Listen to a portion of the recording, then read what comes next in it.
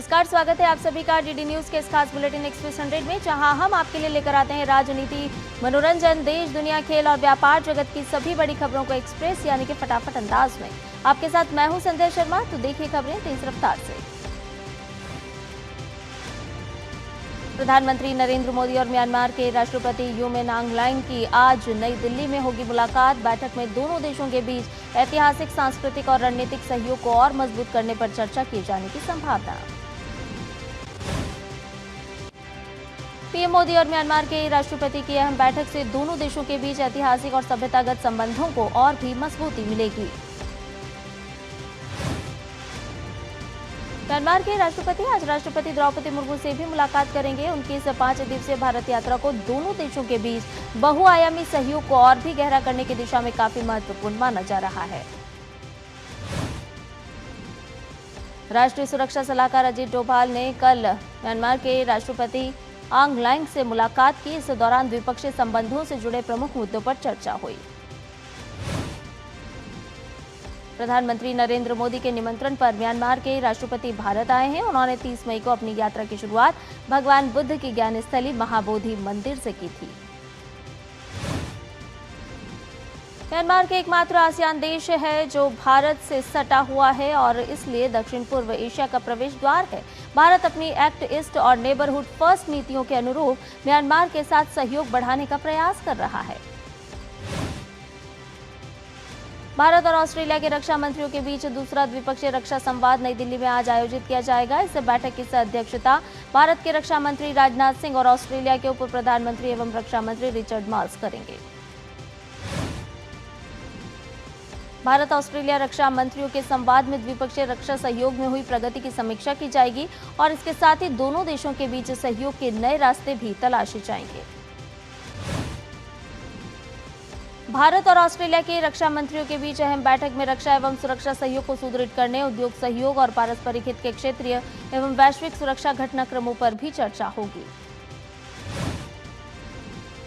Australia के उप प्रधानमंत्री एवं रक्षा मंत्री रिचर्ड मार्ल्स की ये यात्रा अक्टूबर 2025 में ऑस्ट्रेलिया में आयोजित पहले संवाद के बाद हो रही है।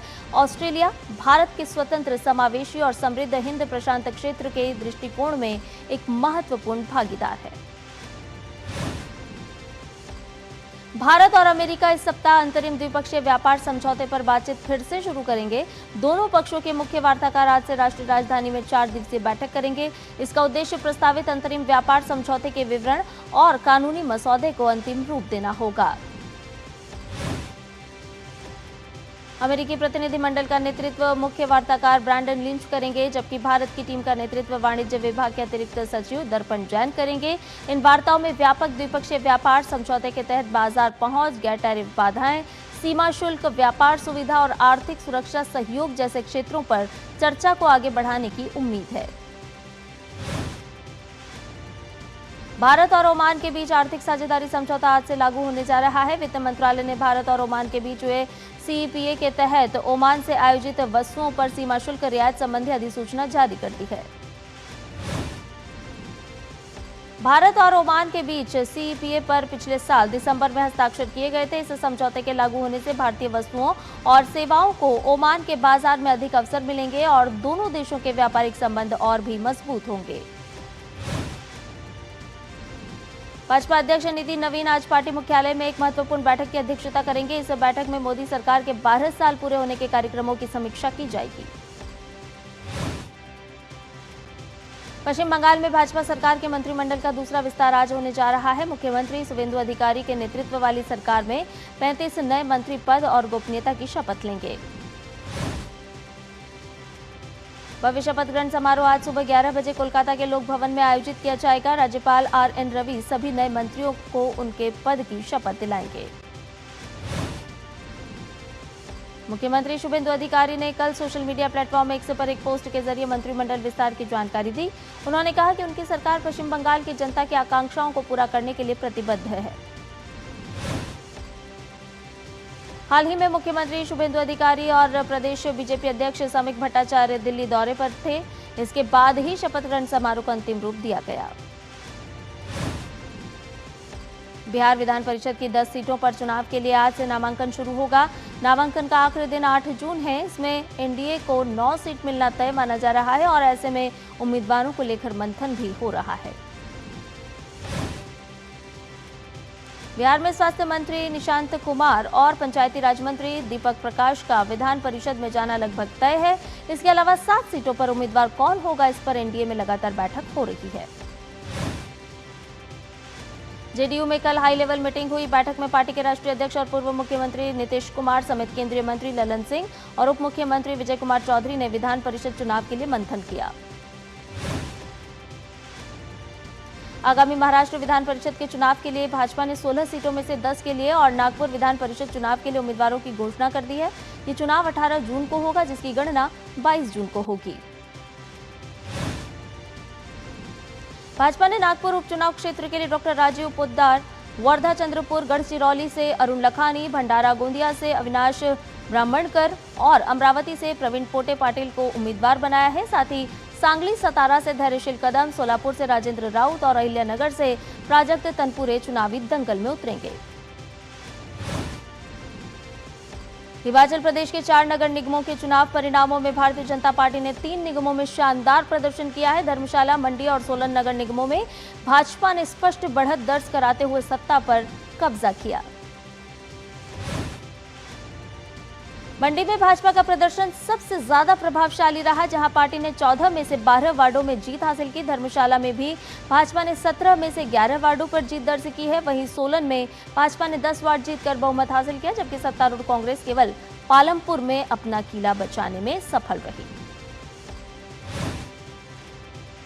बिहार में पूर्व मुख्यमंत्री राबड़ी देवी के आवास को लेकर सियासत गरमाई। बिहार सरकार की ओर से राजधानी पटना में 10 सर्कुलर रोड पर स्थित पुराना सरकारी बंगला राबड़ी देवी को खाली करने के लिए तीसरी बार नोटिस दिया गया है और आवास खाली करने के लिए 15 दिन की और भी मोहलत दी गई है। राबड़ी देवी ने अपना आवास खाली करने से साफ इनकार कर दिया है। साथ ही सरकार को भी चुनौती दी है कि अगर आवास खाली कराना है तो पुलिस भेजकर जबरदस्ती खाली कराया जाए।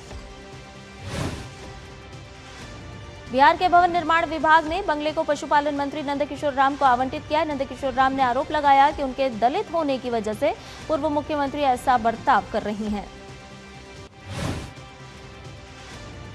बीजेपी के प्रदेश अध्यक्ष संजय सरावगी का कहना है कि विधान परिषद में नेता प्रतिपक्ष को समझना चाहिए कि राजतंत्र नहीं लोकतंत्र है। सरकारी आवास जनता की प्रॉपर्टी।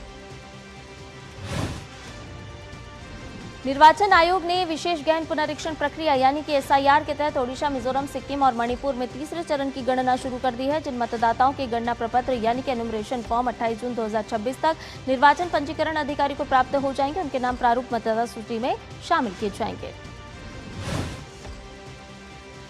निर्धारित तिथि के बाद भी आवेदन करने वाले नागरिक दावा एवं आपत्ति अवधि में प्रपत्र 6 और आवश्यक घोषणा पत्र के साथ आवेदन कर पाएंगे। निर्वाचन आयोग ने सभी पात्र मतदाताओं से एसआईआर प्रक्रिया में सक्रिय भागीदारी करने और घर घर सर्वेक्षण के दौरान चुनाव अधिकारियों का सहयोग करने की अपील की है। पूरे देश में आज से 30 जून तक खेत बचाओ अभियान चलाया जाएगा। यह अभियान केवल जागरूकता कार्यक्रम नहीं बल्कि खेतों को बचाने, मिट्टी की सेहत को सुधारने और किसानों को सही समय पर सही सलाह देने का जन आंदोलन बनेगा। केंद्रीय कृषि मंत्री शिवराज सिंह चौहान ने कहा कि रासायनिक उर्वरकों विशेषकर असंतुलित उपयोग को कम करना अभियान का मुख्य उद्देश्य होगा।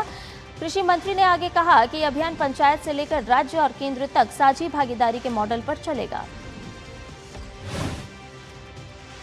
गुजरात में आज से 2027 की जनगणना का पहला चरण शुरू हो रहा है। गुजरात में 3.74 लाख से अधिक लोगों ने स्वगणना पूरी कर ली है। हाउस लिस्टिंग और हाउसिंग जनगणना पूरे राज्य में 30 जून तक की जाएगी। इस चरण के दौरान जनगणना करने वाले लोग आवास की स्थिति, परिवार के विवरण, पीने के पानी के स्रोत, शौचालय सुविधाओं और अन्य संपत्तियों को कवर करने वाले कुल 33 प्रश्न पूछेंगे। सर्वेक्षण गुजरात के सभी जिलों, नगर निगमों, नगर पालिकाओं और गांव में आयोजित किया जाएगा। वहीं जनसंख्या गणना और जाति गणना सहित दूसरा चरण 9 फरवरी से 28 फरवरी 2027 के बीच आयोजित किया जाएगा। पश्चिम बंगाल सरकार ने महिलाओं के लिए सरकारी बसों में मुफ्त यात्रा योजना शुरू की है। आज से राज्य में महिलाओं को सरकारी बसों में मुफ्त यात्रा की सुविधा मिलेगी। राज्य सरकार ने ये योजना राज्य परिवहन निगमों की सभी सरकारी बसों में लागू किया है। फ्रॉम और सरकारी फेरी सेवाओं में महिलाओं को सामान्य किराया देना होगा।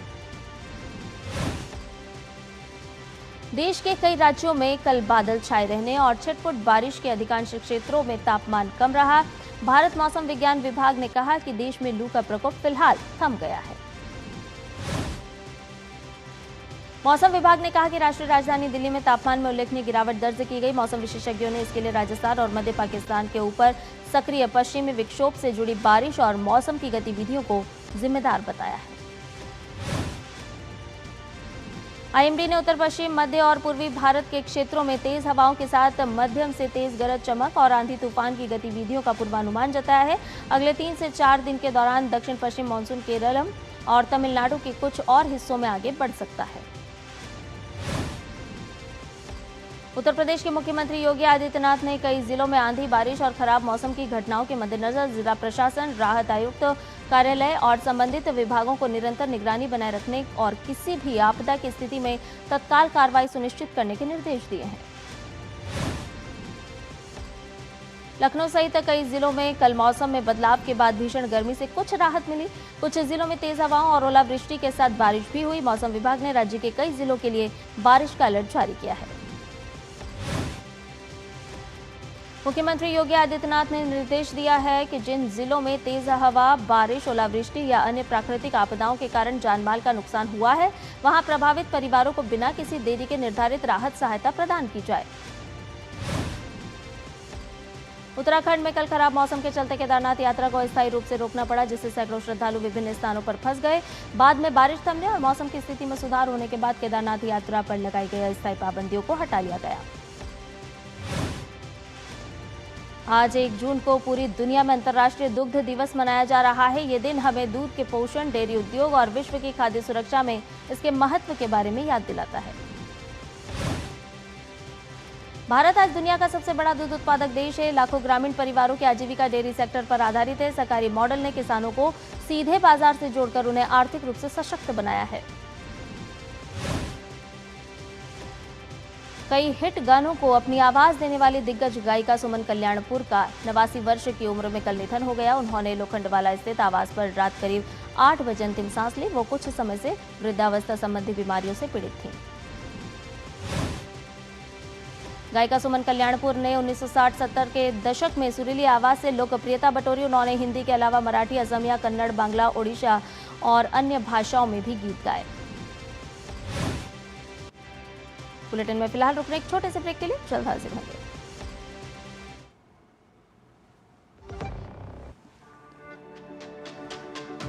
मेरी पसंद, मेरी पसंद, मेरी पसंद, मेरी पसंद, हमारी पसंद, हम सबकी पसंद। मजबूत देश का मजबूत सरिया हो गया स्टील। ब्रेक के बाद एक्सप्रेस हंड्रेड में आपका एक बार फिर से स्वागत है। आइए बाकी की खबरों को जानें फटाफट अंदाज में। सरकार ने पीएम स्वनिधि के पुनर्गठन और विस्तार को मंजूरी दे दी है। इसके लिए ऋण देने की अवधि मार्च 2030 तक बढ़ा दी गई है। इस योजना के तहत स्ट्रीट वेंडर्स को ऋण की बढ़ती किस्तों के जरिए 15,000 से 25 और 50,000 रुपए तक के बिना किसी गारंटी वाले कार्यशील पूंजी ऋण मिलते रहेंगे। आज से यूपीआई ट्रांजैक्शन में बड़ा बदलाव होने जा रहा है। 1 जून से जिस किसी को भी आप यूपीआई से पैसे ट्रांसफर करेंगे, उसका असली बैंक रजिस्टर्ड नाम आपको स्क्रीन पर दिखाई देगा। आज से मारुति सुजुकी और हुंडई मोटर इंडिया जैसी कार कंपनियों ने कीमतों में बढ़ोतरी का ऐलान किया है। ये बढ़ोतरी मॉडल और वेरिएंट के हिसाब से अलग अलग होगी। केंद्रीय ऊर्जा एवं शहरी कार्य मंत्री मनोहर लाल ने अगरतला में त्रिपुरा के मुख्यमंत्री माणिक साहा के साथ बैठक कर राज्य के बिजली क्षेत्र और शहरी विकास योजनाओं की समीक्षा की। बैठक में केंद्रीय मंत्री मनोहर लाल ने एग्रीगेट टेक्निकल एंड कमर्शियल घाटे को कम करने और डिस्कॉम की वित्तीय स्थिति को मजबूत करने पर जोर दिया। त्रिपुरा सरकार ने मार्च 2027 तक 2 लाख उपभोक्ताओं के घरों में रूफटॉप सोलर पैनल लगाने का लक्ष्य तय किया है, जिससे बिजली खर्च कम होगा।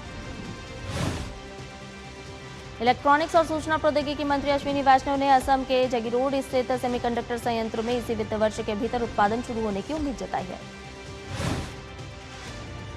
भारत वैश्विक सप्लाई चेन में लगातार अपनी मजबूत मौजूदगी दर्ज करा रहा है। अमेरिकी रिटेल दिग्गज वॉलमार्ट ने भारत से $40 अरब से ज्यादा की सोर्सिंग कर इस भरोसे को और भी मजबूत किया है। वॉलमार्ट अब भारतीय एमएसएमईज और छोटे कारोबारियों को ग्लोबल मार्केट से जोड़ने पर फोकस कर रही है, जिससे देश के मैन्युफैक्चरिंग, निर्यात और रोजगार क्षेत्र को नई रफ्तार मिलने की उम्मीद है। डीजीसीए ने ताजा आंकड़ों के अनुसार अप्रैल में करीब 1 करोड़ 38 लाख यात्रियों ने हवाई यात्रा की, जबकि पिछले वर्ष 1 करोड़ 43 लाख से अधिक यात्रियों ने हवाई यात्रा की थी। इस साल मार्च में 1 करोड़ 44 लाख यात्रियों के मुकाबले अप्रैल में हवाई यात्री यातायात में 4.2% की गिरावट दर्ज की गई। मई के महीने में घरेलू बाजार में कीमती धातुओं की कीमतों में तेजी देखी गई। बीते एक महीने में गोल्ड रेट 6,200 रुपए बढ़कर 1,56,463 रुपए प्रति 10 ग्राम हो गया है।